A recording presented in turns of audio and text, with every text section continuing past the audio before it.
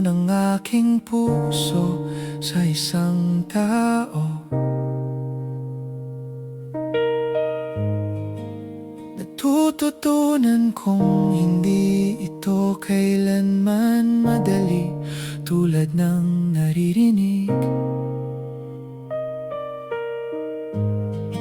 Kahit ang Diyos na nagmamay-ari ng buong sansinukob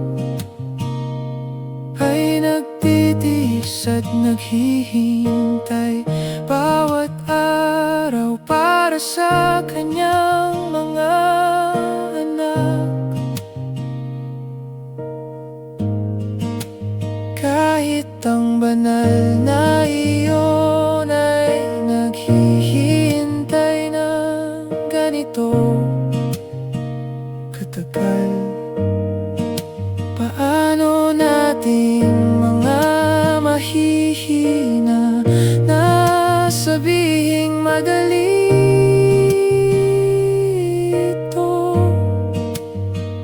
Ang pagbubukas ng puso ay nangangahulugang ibigay ang aking lahat sa huli. At ang ibig sabihin ay magkasamang magdusa para sa kanila ng kasing lalim ng pag-ibig na yun.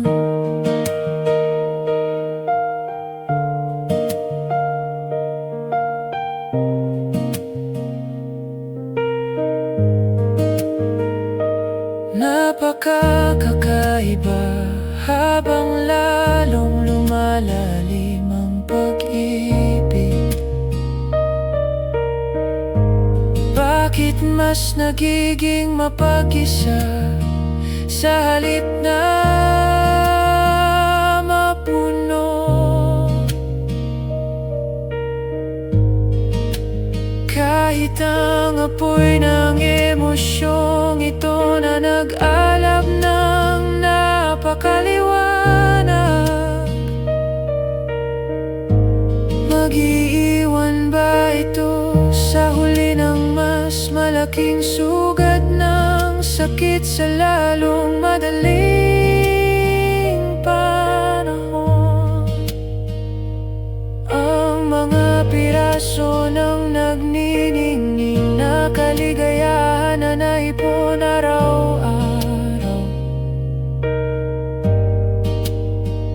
naglalaho at tumaanod lahat sa malabong alaala. Ang laki ng sugat ay lumalaki habang ang pagnanais ay lumalaki sa ibabaw ng mga alon ng panahon. Ang lahat ng aking emosyon ay natutuyo.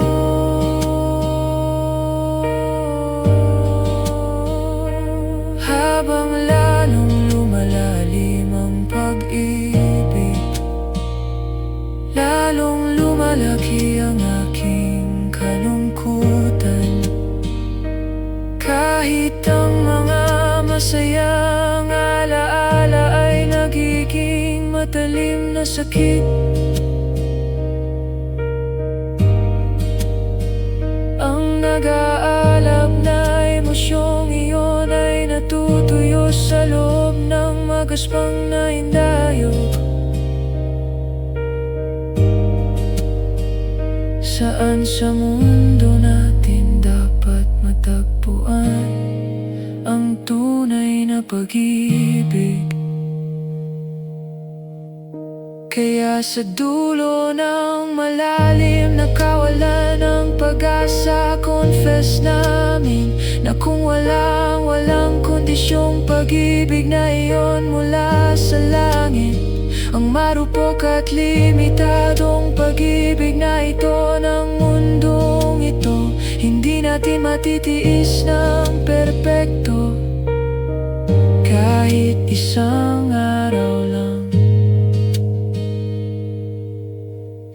na ang kanyang pag-ibig lamang ang perpektong sagot.